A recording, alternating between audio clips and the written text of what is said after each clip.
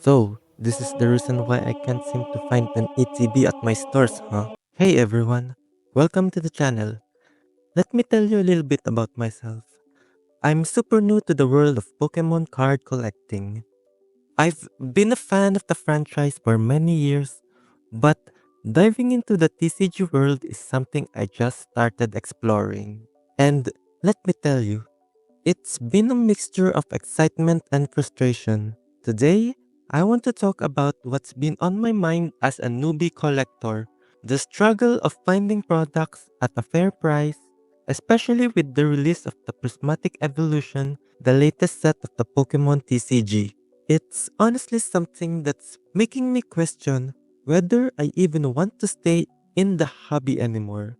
I'm talking about the skyrocketing prices not just on the latest set, but through all of the products I have seen that the Pokemon Company released. Is it just because of the scalpers? Or is the fear of missing out is creeping towards the mind of the Pokemon fans? I think I can speak for many fans that trading card has always been about the joy of ripping packs and discovering the incredible cards inside, and joining a community that share the same passion as you. But as someone who's just starting out, I've noticed something else that caught my eyes. And it's something that let me rethink about the hobby. It feels like to most people, collecting isn't about the cards anymore, but rather the price tag associated with the card. As a frequent internet lurker, the conversations I see online are more often about the value of the cards rather than the joy and the appreciation of having the card in your collection. It's like the hobby has shifted from being about collecting and enjoying the artwork to being an investment game. And it's honestly quite sad. But what do I know? I've just been in the hobby for a couple of months. Maybe my thought of process isn't valid.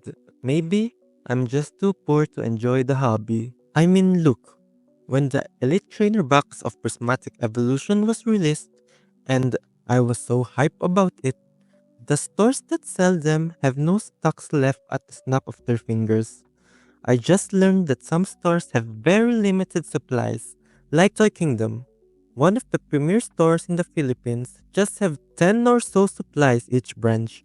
And when I look online, the prices are triple to their MSRP. As a newbie, it's hard enough figuring out where to start without these kinds of barriers. Living in the Philippines with my Filipino salary, it's hard to afford products at US prices, sometimes even above market price. But that's just how it works. Unfortunately, with how hype driven the Pokemon TCG hobby is, it's almost expected at this point. For now, I'm thinking of focusing on what I already have in the hobby and finding joys in that parts that don't break my wallet. Maybe I'll open more Japanese packs. They're pretty much the same as the English one, just in Japanese. And they're generally cheaper.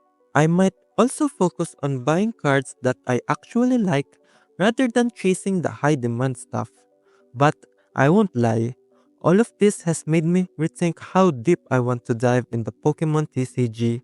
It feels like it might be a tough time to be a fan. Now, don't get me wrong, there's nothing wrong with investing in these cards. Some people treat this as a business and that's totally fine. But as someone new to the hobby, it's hard to immerse myself when I can't even buy Pokemon cards in the first place. Look who decided to give on the hype.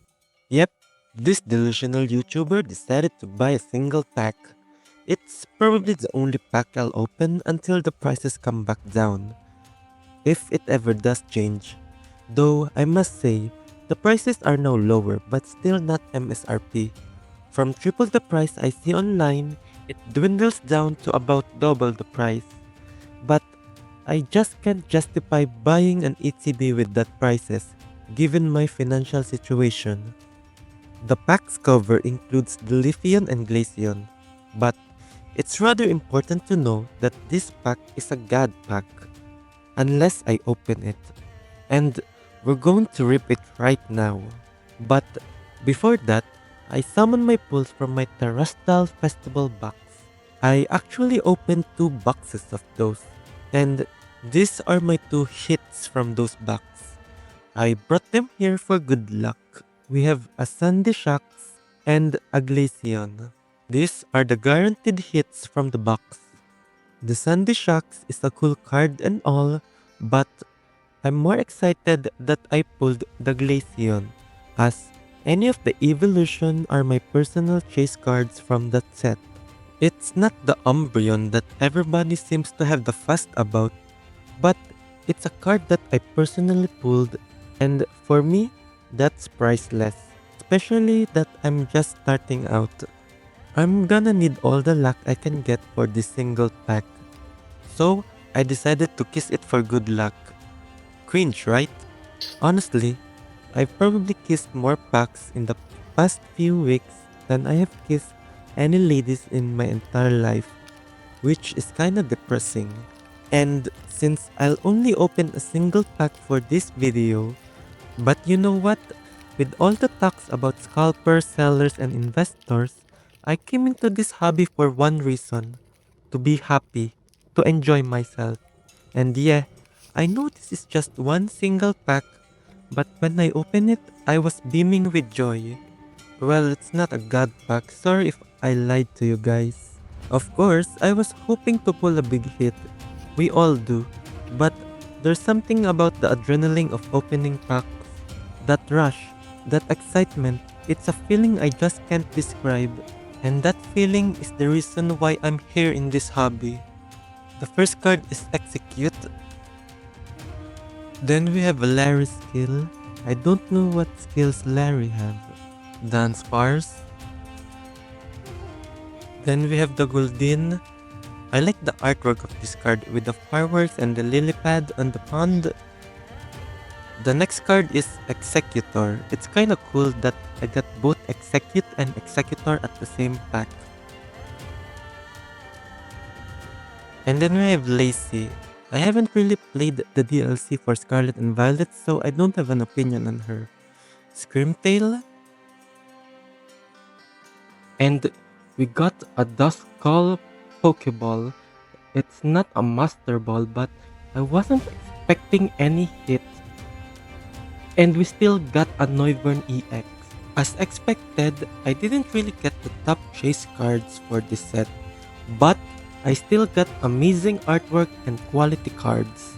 I wasn't expecting to like the Pokeball cards in this set, but looking at the texture of this card, I am immediately awestruck.